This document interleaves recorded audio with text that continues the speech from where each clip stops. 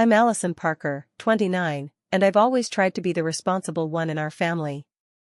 When my mother Jessica announced a dream vacation to Hawaii last spring, I was thrilled despite my tight budget as a graphic designer in Seattle. The flights are $1,450 each, my mom declared during our Sunday dinner. If you cannot afford it, stay behind. I emptied my savings to join, only to discover months later she'd charged us $9,540 more than the actual costs. I never saw that betrayal coming. If you're watching this, drop a comment letting me know where you're viewing from. Hit that like and subscribe button if you've ever dealt with family financial drama. Trust me, this story gets wild and you won't want to miss how it unfolds. My life in Seattle isn't glamorous, but it's mine. I've worked at the same design agency for 4 years, live in a modest one-bedroom apartment in Capitol Hill with my rescue cat Luna, and generally keep my finances in check. I contribute to my 401k, have a small emergency fund, and treat myself occasionally to dinners out with friends. I'm not wealthy by any means, but I'm independent and proud of the stability I've created after some turbulent post-college years. My family consists of my parents, Jessica and Daniel Parker, my older brother Adam, 31, who works in finance in Portland, and my younger sister Natalie, 26, who's finishing graduate school in San Diego. We've always been relatively close, though geography has spread us out along the West Coast. My mother Jessica has always been the undisputed commander of the Parker family ship. Growing up, she organized every holiday, planned every vacation, and managed the family calendar with military precision. My father, a kind but conflict-avoidant high school principal, learned early in their marriage that domestic harmony meant letting mom take the lead. This dynamic worked for them, I suppose, but created complicated relationships for us kids. Mom's controlling nature wasn't always malicious, but it was relentless. When I got my first apartment after college, she appeared unannounced with organizational bins and a label maker. When I dated Brian for 2 years, she maintained a detailed spreadsheet of his concerning behaviors, including such offenses as orders spicy food he can't handle and laughs too loudly at movies. When I switched jobs 3 years ago, she created a pros and cons list without my input and seemed personally offended when I didn't follow her career advice. The Hawaii vacation announcement came during our monthly Sunday dinner at my parents' suburban home in Bellevue. "I've decided we need a proper family vacation," Mom announced while serving her signature pot roast.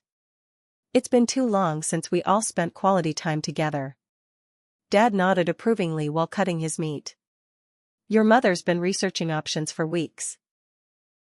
I've selected a beautiful resort on Maui," she continued, pulling out a glossy brochure seemingly from nowhere. 2 weeks in August. I've already researched the best activities and restaurants." Adam immediately checked his work calendar on his phone while Natalie squealed with excitement. I felt a mix of emotions, happiness at the prospect of a tropical vacation, anxiety about the potential cost, and wariness about 2 full weeks under my mother's supervision. "This looks amazing, Mom," I said cautiously. "What kind of budget are we looking at?" She waved her hand dismissively. "I'm handling all the arrangements. You children just need to cover your flights and contribute to the accommodations. I'll work out the details." That vague response should have been my first warning sign.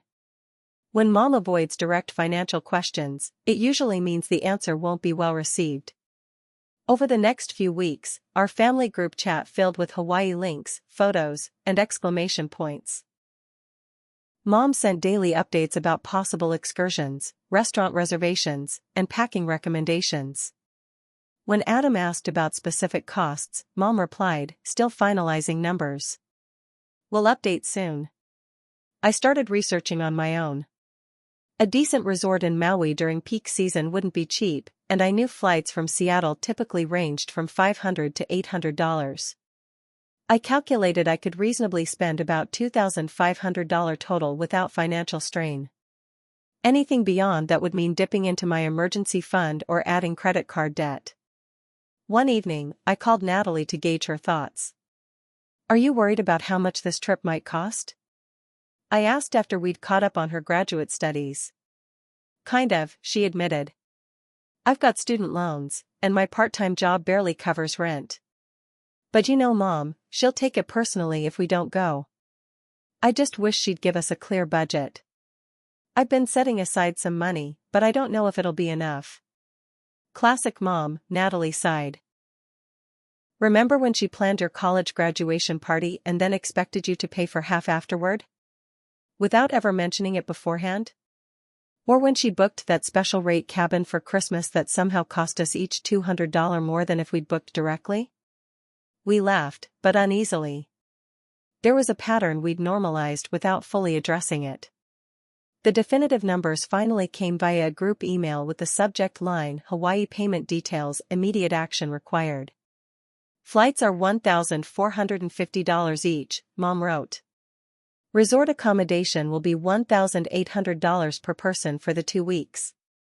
Additional costs for shared rental vehicles, grocery basics, and pre-booked excursions will total approximately $900 per person.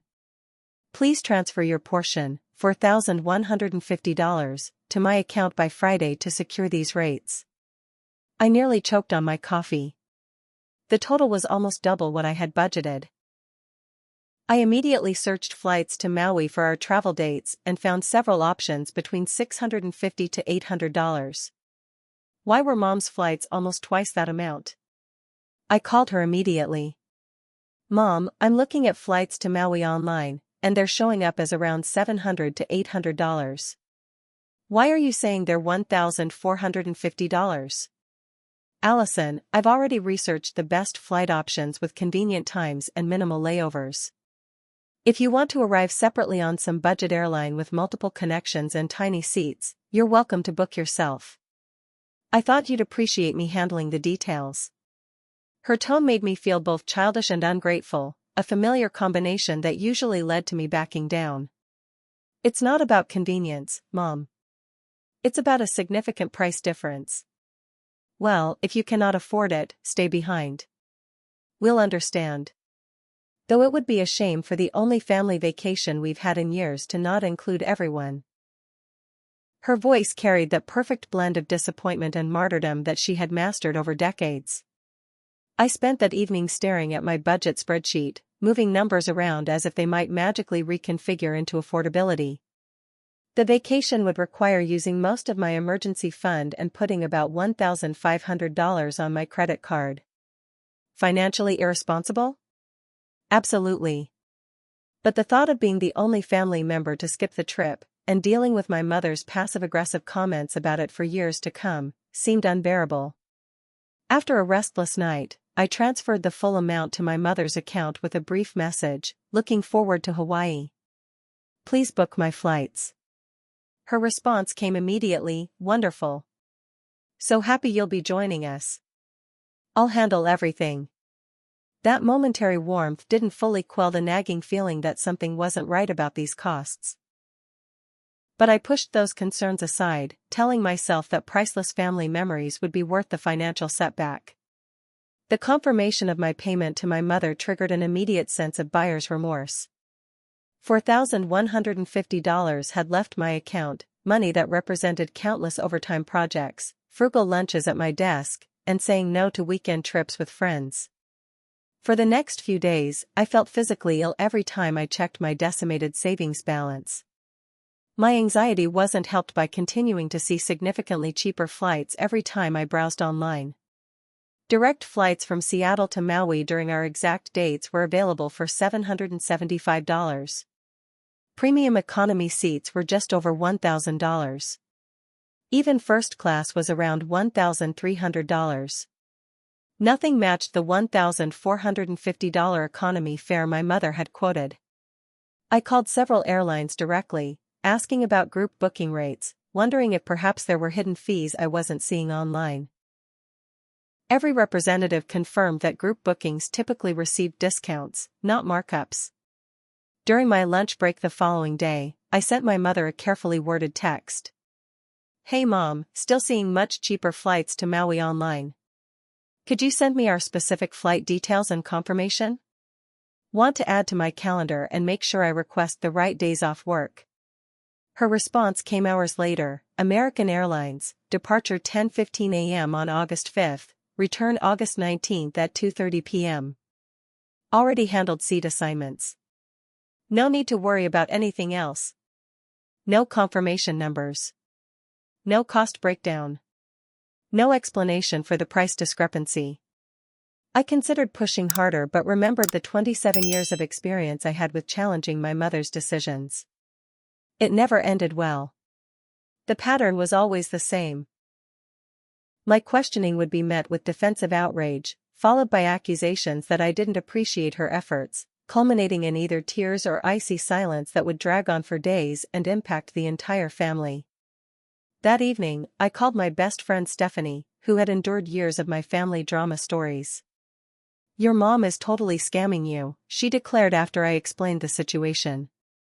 "That's a serious accusation, Steph." "Is it, though?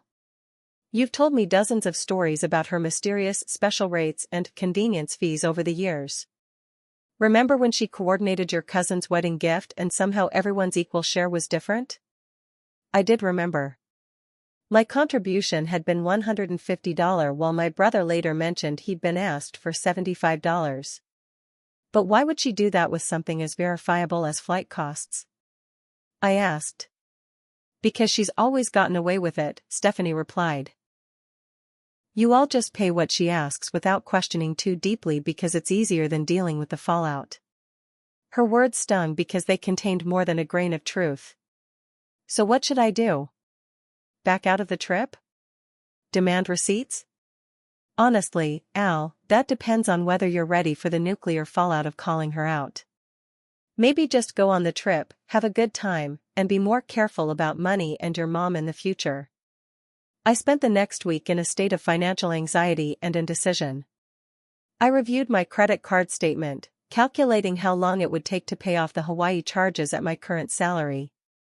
I looked at my depleted savings account and felt a wave of shame at having abandoned my financial goals so easily. I drafted and deleted countless messages to my mother requesting transparency about the costs. Ultimately, I decided to proceed with the trip. I told myself it was because I valued family experiences over money, that the memories would be worth the cost, that maintaining peace was the mature choice. But in my heart, I knew I was simply avoiding conflict, a trait I'd inherited from my father that frustrated me to no end. The day after I made this decision, my mother added me to a shared digital document titled Hawaii Itinerary Final Version. It contained a minute-by-minute schedule for each day of our 2-week vacation, with activities assigned, restaurants pre-selected, and even coordinated outfit colors suggested for family photos. Any illusion that this would be a relaxing beach vacation evaporated as I scrolled through the meticulously planned agenda. When I texted her that the schedule seemed a bit intense, she replied, "I'd put countless hours into planning the perfect family experience. If you wanted to lounge around aimlessly, you could have saved your money and stayed home." I set my phone down and took a deep breath. August was still months away. Maybe the schedule would relax as the date approached. Maybe the trip would be wonderful despite the financial strain and controlling agenda. Maybe I was overreacting to everything. But as the flight payment continued to nag at me, I decided to do one more thing. I texted my brother Adam, who worked in financial analysis and was generally better than me at addressing conflicts directly. "Hey, quick question, did Mom's flight cost to Hawaii seem high to you? I'm seeing much cheaper options online." His response didn't come until late that evening: "Paid $900 for mine from Portland." "Why? What did she charge you?" My stomach dropped. If flights from Portland were $900, there was no logical explanation for Seattle flights costing $1,450. Something was definitely wrong. 2 weeks before our scheduled departure to Hawaii, Mom called another mandatory family dinner to distribute printed itineraries and discuss final arrangements. I arrived with a knot in my stomach, still disturbed by the flight cost discrepancy but uncertain about how to address it. The dining room table was transformed into what resembled a military command center. Color-coded folders with our names were positioned at each place setting. A large poster board displayed a map of Maui with pins marking our daily locations. My mother buzzed around, adjusting the display and occasionally consulting her clipboard. "Right on time, Allison," she said approvingly as I entered. "Your father's picking up the takeout, Adam's on his way from Portland, and Natalie should be here any minute from the airport." "You've really gone all out with the planning materials," I observed, eyeing the elaborate setup. "Well, coordinating a perfect vacation for 5 adults requires organization," she replied. "I've spent countless hours making sure everything goes smoothly." Within the hour, we were all seated around the table with Thai food and our respective folders. Mom stood at the head of the table like a corporate executive presenting quarterly results. "In your packets, you'll find your detailed daily schedules, packing lists appropriate for each day's activities, emergency contact information, and restaurant research including pre-selected menu recommendations based on everyone's preferences and dietary restrictions."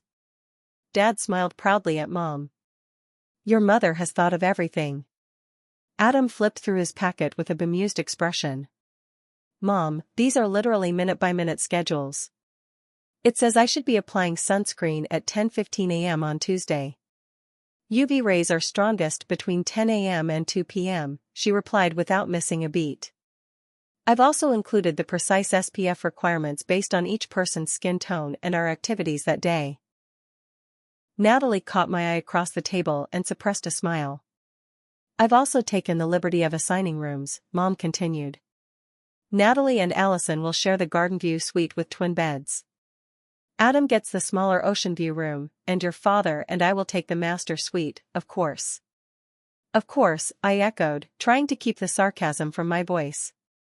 At 29 years old, I hadn't shared a room with my sister since high school, but arguing about room assignments seemed futile. The dinner conversation continued with Mom narrating each day's itinerary in excruciating detail.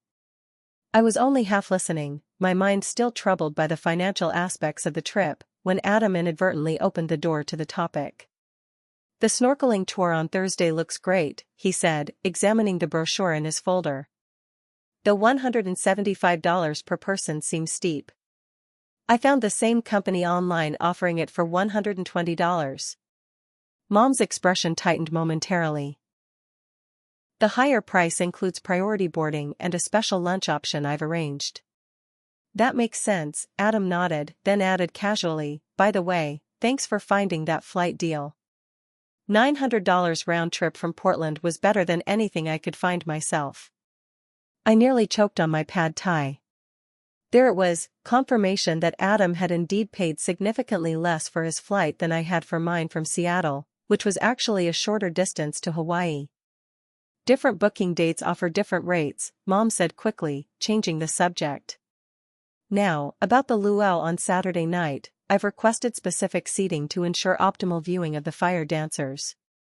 I remained quiet through the rest of dinner, mentally calculating the difference between my flight cost and Adam's.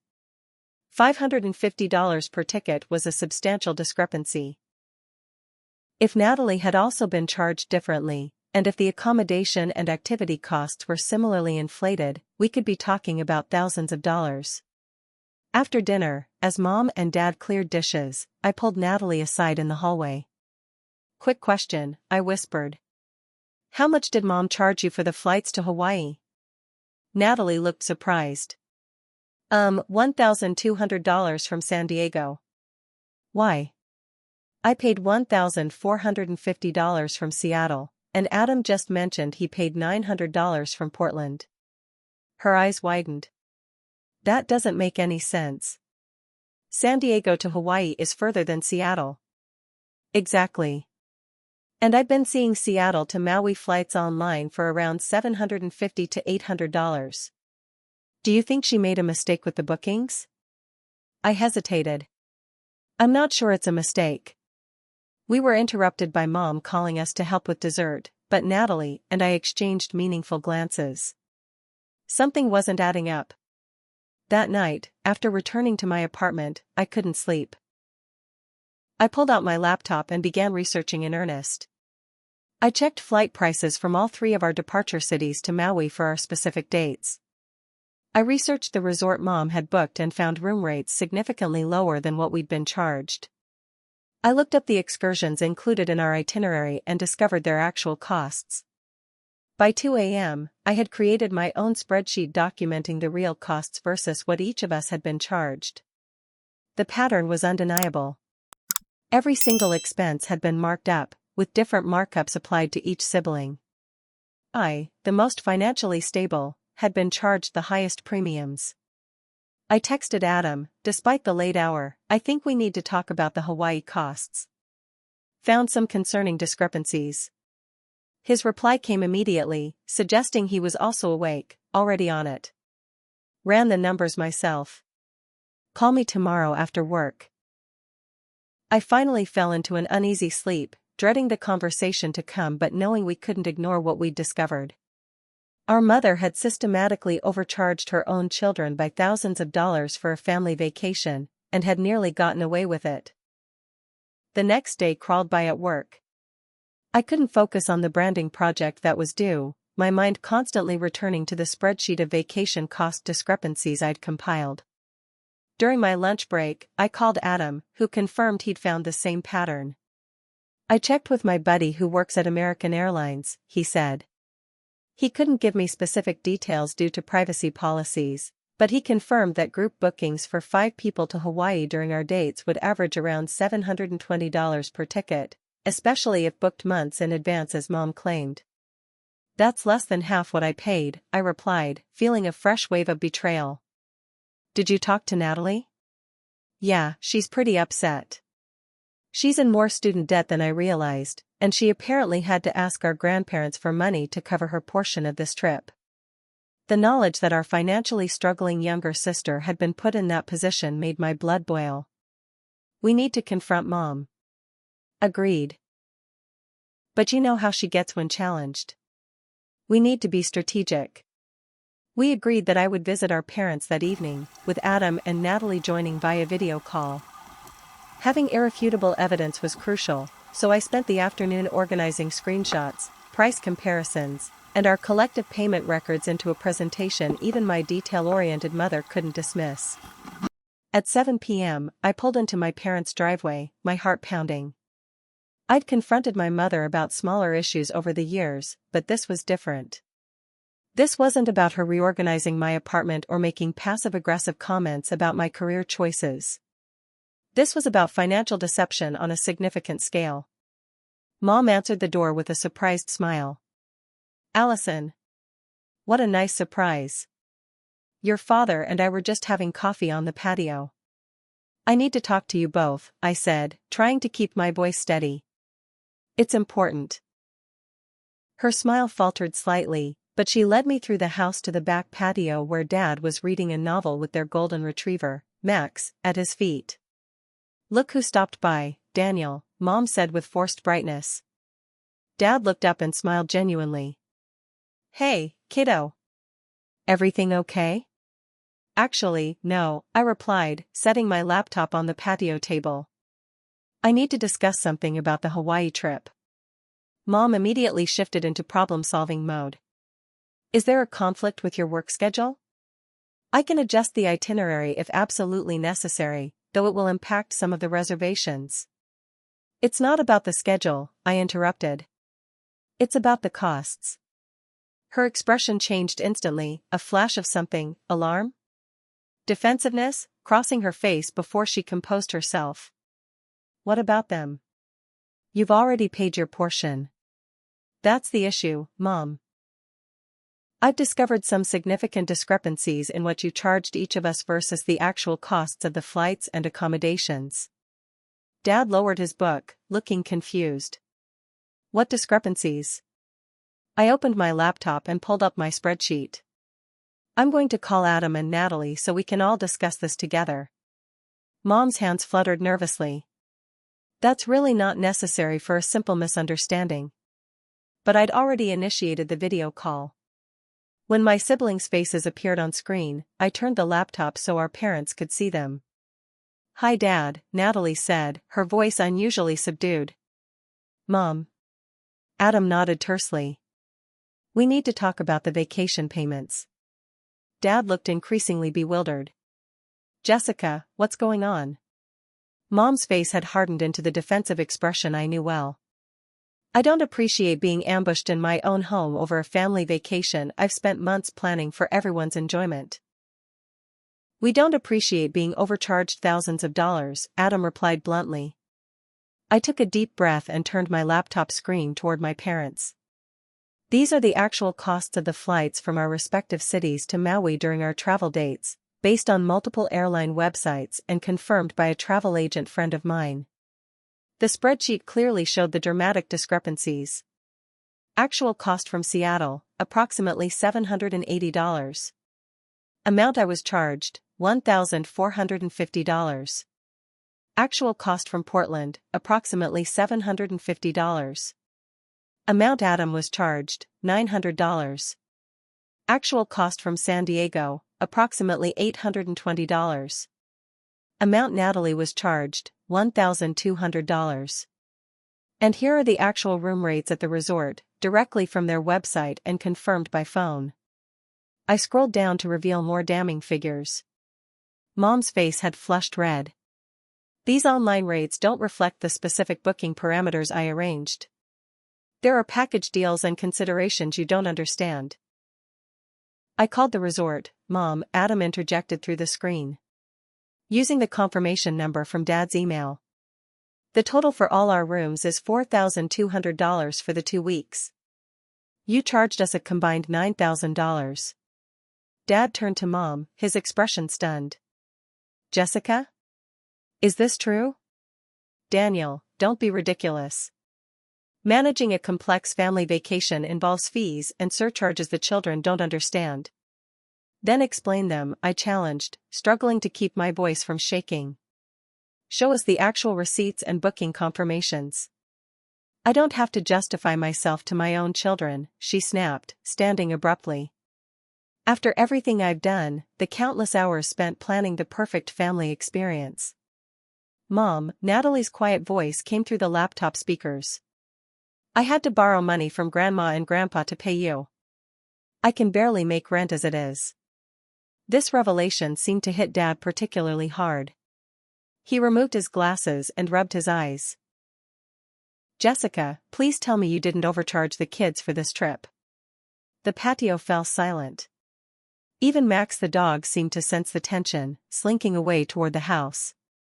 Show us your vacation spreadsheet, Dad finally said, his voice uncharacteristically firm. The one you keep on your computer with all the booking details. Daniel, you're taking their side? Mom's voice rose incredulously. After 33 years of marriage? I'm not taking sides. I just want to see the actual numbers. The standoff lasted nearly a minute, with Mom glaring at each of us in turn. Finally, she stood up rigidly. Fine. If you all insist on questioning my integrity, I'll show you the spreadsheet. We followed her inside to the home office, where she reluctantly opened her computer and pulled up an elaborate Excel document titled Hawaii 2023 Master Plan. The file was impressively detailed, with multiple tabs for flights, accommodations, activities, meals, and even a minute-by-minute itinerary. But the first tab, labeled Costs and Payments, told the story clearly. There were columns showing the actual cost she'd paid and separate columns indicating what she'd charged each family member. The markup was systematic and substantial. Dad stared at the screen in disbelief. Jessica, you charged the kids almost double what things actually cost? Why would you do this? Mom's composure finally cracked. Because I deserve compensation for my efforts, she exclaimed, tears forming in her eyes. Do any of you have any idea how many hours I've spent planning this trip? Researching the best flights, the perfect resort, activities everyone would enjoy? Making sure everything is perfect? That's worth something. Then you should have been upfront about charging a planning fee, Adam countered through the video call. Not secretly inflating costs and charging us all different amounts. I knew you wouldn't value my time and effort if I was direct about it, she shot back. None of you appreciate what I do for this family. None of you understand what it takes to keep everything running smoothly. I stared at the spreadsheet, a sickening feeling washing over me as I calculated the total excess she'd collected, $9,540. Almost $10,000 secretly extracted from her own children. I can't believe you did this, I whispered, tears stinging my eyes.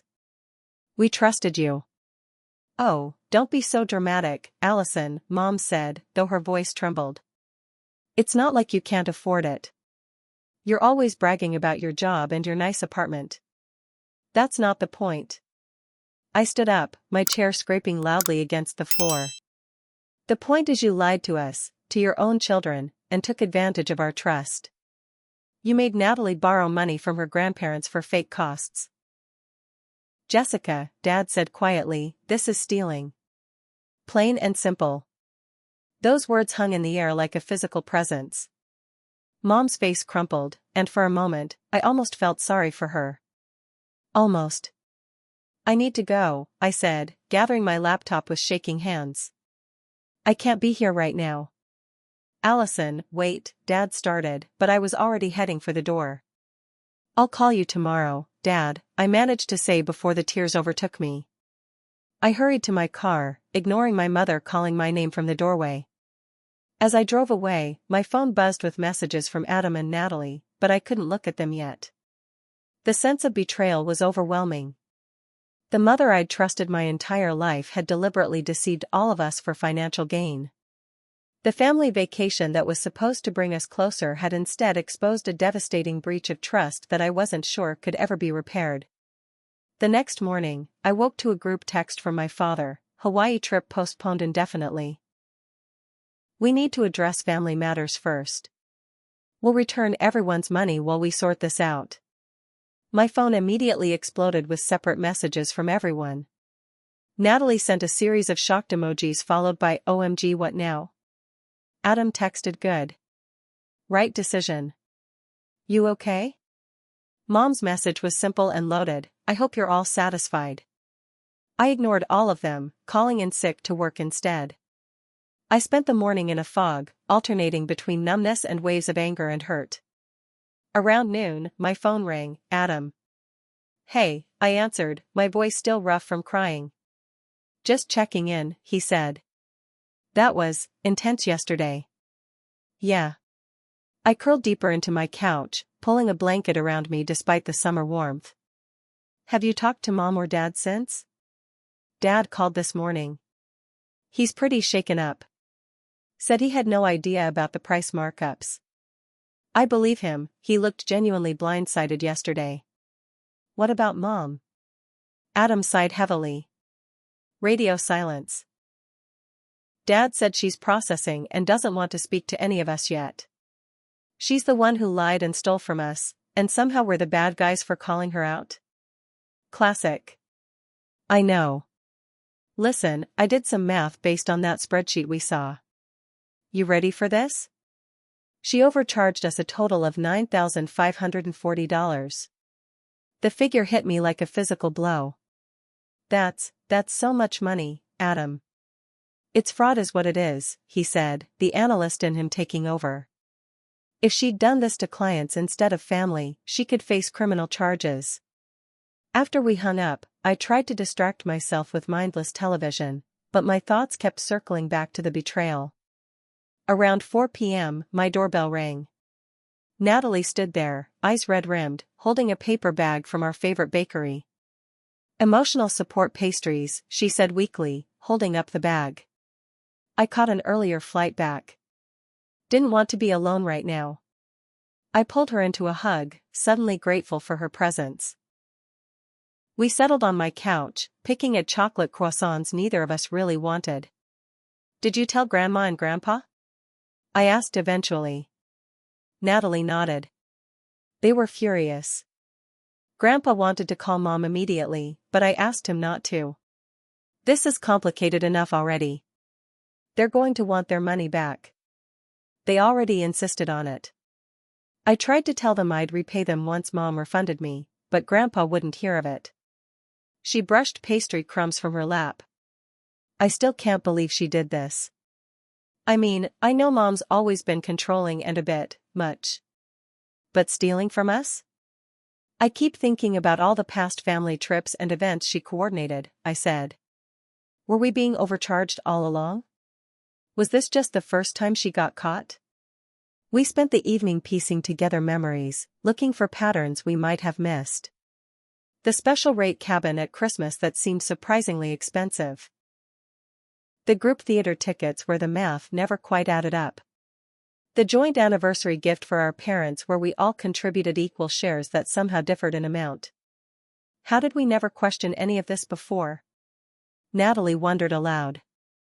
Because she's Mom, I replied simply. We trusted her. For the next 3 days, none of us heard from our mother. Dad called daily with updates. She's still upset. She needs time. She feels misunderstood. Each excuse made me angrier. My texts to Mom went unanswered, the read receipts showing she'd seen them but chosen not to respond. The following week, I returned to therapy with Dr. Miller, whom I hadn't seen in over a year. That's a significant breach of trust, she observed after I recounted the situation. How are you processing it? I'm angry. Hurt.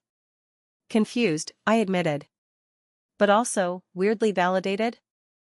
Like, I've always sensed something off about how Mom operates, but could never quite put my finger on it. Now there's concrete evidence I wasn't imagining things. Family dynamics often involve unspoken patterns we adapt to without questioning, Dr. Miller noted. This situation has forced those patterns into the light. The hardest part is that Mom still doesn't seem to think she did anything wrong. Dad says she feels attacked and unappreciated. That's a common defensive reaction when someone's actions are exposed. It's often easier to position oneself as the victim than to acknowledge causing harm. My friends provided a different kind of support. Stephanie organized a wine night with our circle, creating space for me to vent without judgment.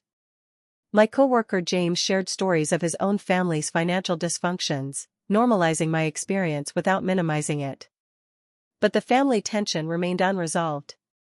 Dad's calls became increasingly strained as he tried to mediate a situation that had no easy fix.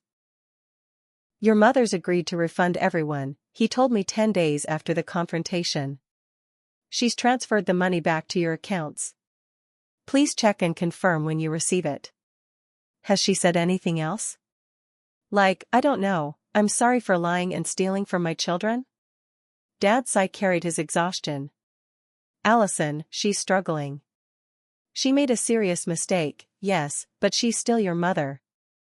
That's exactly why this hurts so much, Dad. Later that day, I received a bank transfer for $2,340, the exact amount I'd been overcharged. No message accompanied it. Just money returned without acknowledgement or apology. Dad's called a family meeting for Sunday, Adam informed me by text. Says we need to clear the air before this gets any worse. The prospect of facing Mom filled me with dread and anxiety. I spent the days leading up to Sunday's meeting rehearsing what I wanted to say, trying to find words that conveyed my hurt without escalating the situation. I wanted resolution, not further division, but I also couldn't pretend everything was fine. Just remember, you have every right to your feelings, Dr. Miller assured me during an emergency session. Your mother's discomfort with being confronted doesn't invalidate the legitimate harm she caused. As I drove to my parents' house that Sunday, my stomach knotted with tension. Would Mom be defensive and hostile? Would she try to manipulate the narrative? Would she make herself the victim? I prepared for all scenarios, determined to stand my ground while remaining open to genuine reconciliation if offered. What I wasn't prepared for was the uncertainty of whether our family could ever truly recover from this breach of trust. The atmosphere in my parents' living room that Sunday was suffocating. Dad had arranged the furniture in a circle, an obvious attempt to create a therapeutic environment that instead felt like an intervention. Mom sat stiffly in her armchair, looking pale and smaller somehow, her usual commanding presence diminished. Dad stood by the fireplace, clearly positioning himself as the mediator. Adam and Natalie had arrived before me and occupied the couch, leaving me the ottoman directly across from Mom. Thank you all for coming, Dad began formally, as if we were colleagues rather than family. I think we can all agree that the situation regarding the Hawaii trip has created a significant rift that we need to address together. None of us responded. The silence stretched uncomfortably. Jessica, Dad prompted gently. Would you like to start? Mom's hands were clasped so tightly in her lap that her knuckles had turned white. She looked up, her expression a complex mixture of defiance and vulnerability. I don't appreciate being made to feel like a criminal in my own home, she began, her voice tight. After everything I've done for this family over the years. Mom, Adam interrupted, his tone measured but firm. We're not here to list grievances against each other. We're here because you systematically overcharged your children thousands of dollars for a family vacation and hid it from us. That's your perspective, she snapped. You have no idea what goes into planning these events. The hours of research, the phone calls, the coordination. Then you should have been upfront about charging for your time, I interjected, trying to keep my voice steady. You could have said, the flights cost X, the hotel costs Y, and I'm adding a planning fee of Z. Instead, you deliberately misrepresented the costs and charged each of us different amounts based on what you thought we could pay. I was trying to make things easier for everyone. Her voice rose. Natalie has student loans, Adam just bought that expensive condo, and you, Allison, you're always talking about your emergency fund and retirement savings. I was being practical about everyone's different financial situations. By lying to us?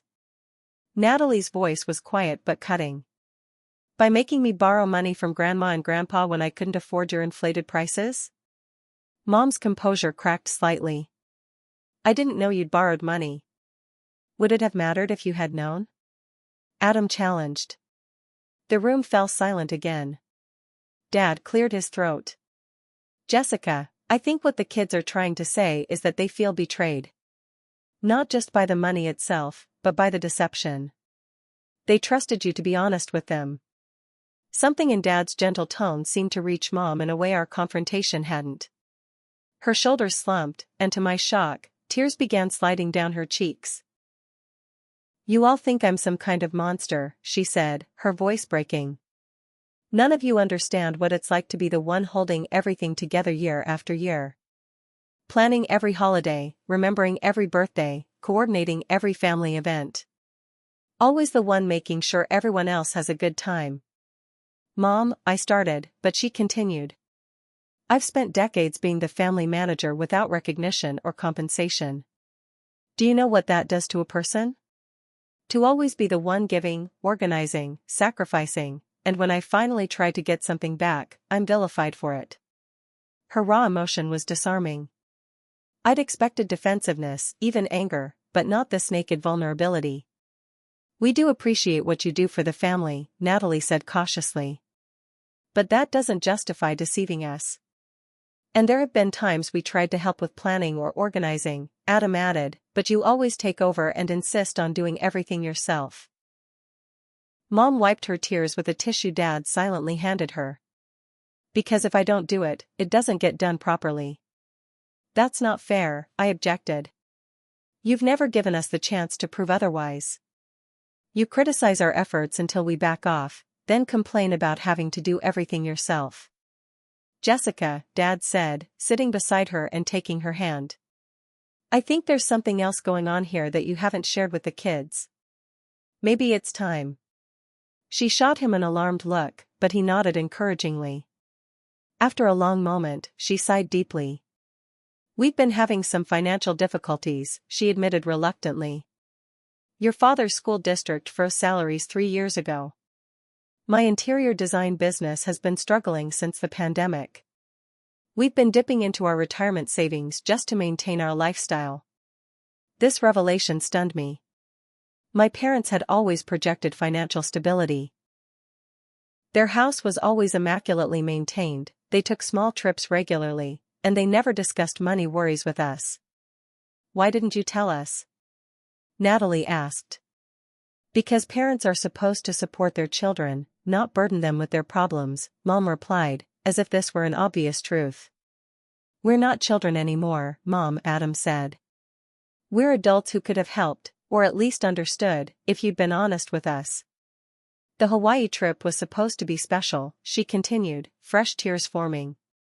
One perfect family vacation before. She trailed off. Before what? I pressed, a new anxiety forming. Dad and Mom exchanged glances.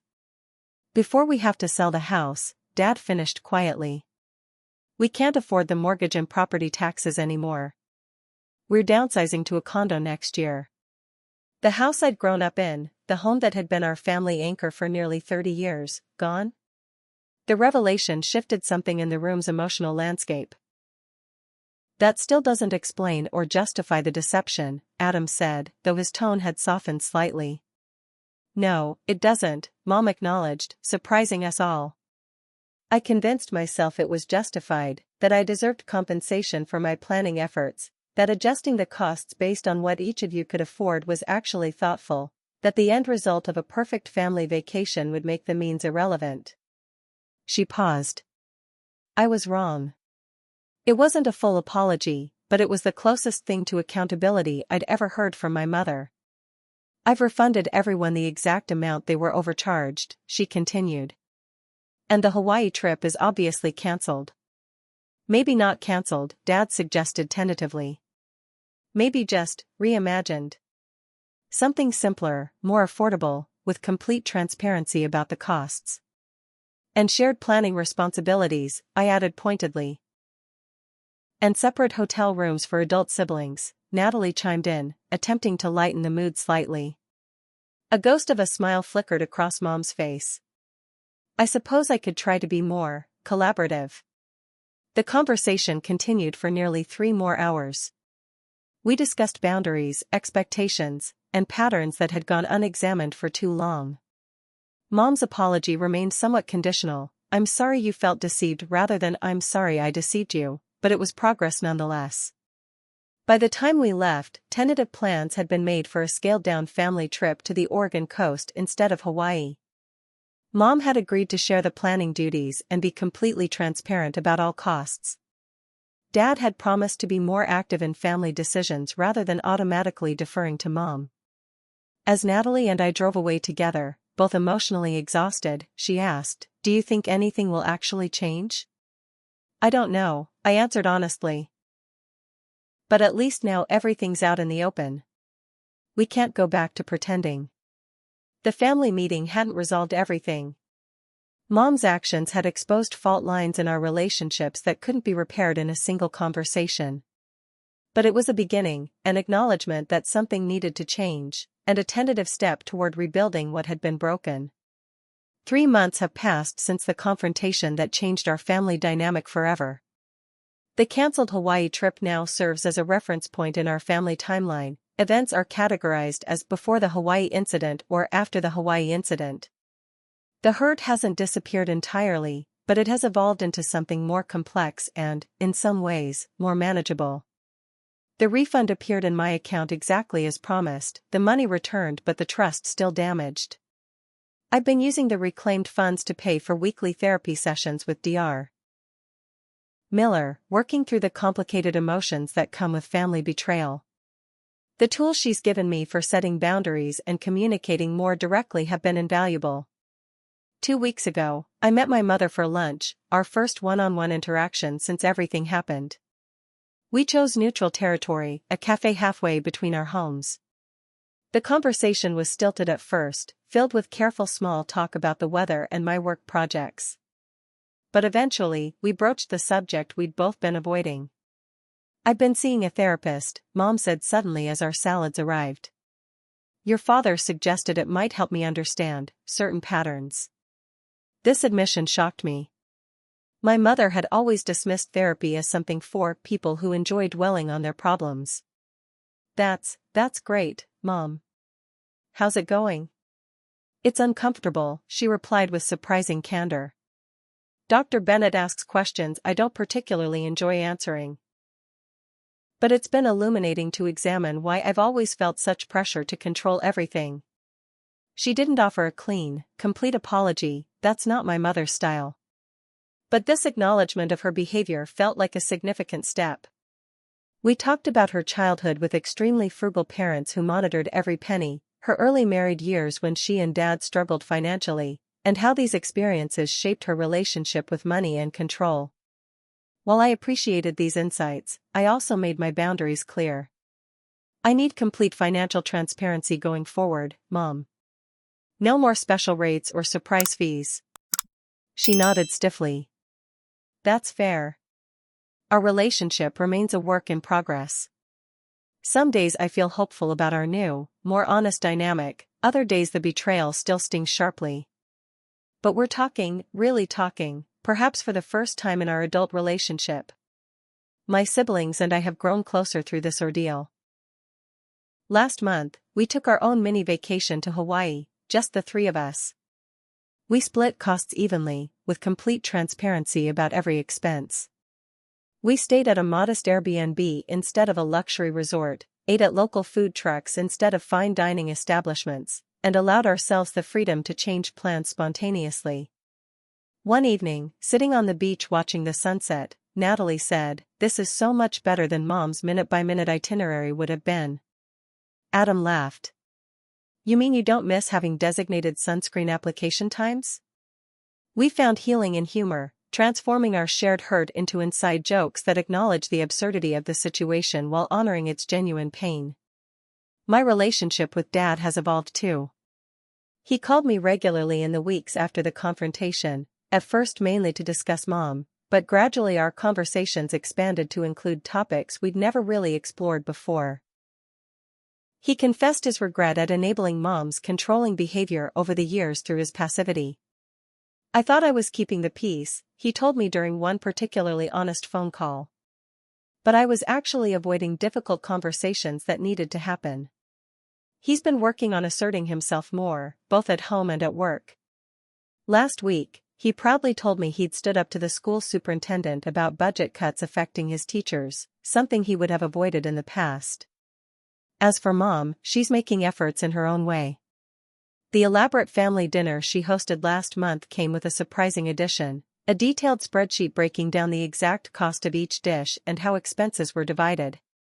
It was somewhat awkward, my mother's version of a peace offering, but I recognized the intention behind it. The original Hawaii vacation remains cancelled, but we're tentatively planning a more modest family trip for next summer. Mom has relinquished her position as sole planner, with each of us taking responsibility for different aspects of the trip. I'm handling accommodations, Adam is researching activities, Natalie is exploring dining options, and Mom is, with visible effort to restrain her controlling impulses, coordinating transportation. Perhaps the most profound change has been in my own relationship with money and boundaries. I've become more assertive about financial matters in all areas of my life, from negotiating a long overdue raise at work to being more transparent with friends about my budget limitations. I've stopped saying yes to things I can't afford out of fear of disappointing others or missing out. I've also gained a deeper understanding of how family dynamics are shaped by unspoken patterns and histories. My mother's behavior, while inexcusable, didn't emerge from nowhere. Her own complicated relationship with money, her need for control stemming from childhood insecurities, her misguided attempts to protect us from financial realities, these all contributed to the perfect storm that resulted in the Hawaii disaster. Understanding doesn't equal forgiveness, at least not completely, not yet. But it has helped me see my mother as a flawed human rather than a villain in my story. The black and white narrative of betrayal has gained shades of gray. Last week, Mom sent me a text that simply read, "I'm proud of you for standing up to me." I didn't raise a doormat. It was perhaps the closest thing to explicit approval I've ever received from her for setting boundaries. I saved the message, a small but significant milestone in our evolving relationship. The journey of healing isn't linear. Some days, the memory of discovering those spreadsheets still makes my stomach clench with hurt and anger.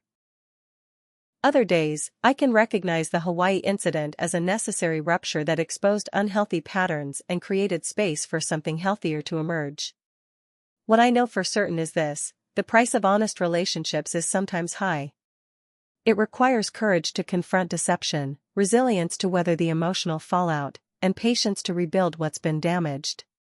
But the alternative, continuing in comfortable deception, ultimately costs even more. If you're dealing with family financial manipulation or struggling to set boundaries with loved ones, know that you're not alone. The hardest conversations are often the most necessary ones. Trust your instincts, seek support from professionals or trusted friends, and remember that healthy love never requires sacrificing your financial well-being or personal autonomy. Have you ever discovered financial deception within your family? How did you handle it? I'd love to hear your stories and insights in the comments below. Don't forget to like this video if it resonated with you, subscribe for more real-life stories, and share with someone who might need to hear that standing up for themselves is not only okay, it's sometimes the most loving thing they can do. Thank you for listening to my story, and remember, honesty may be uncomfortable, but it's the foundation of genuine connection.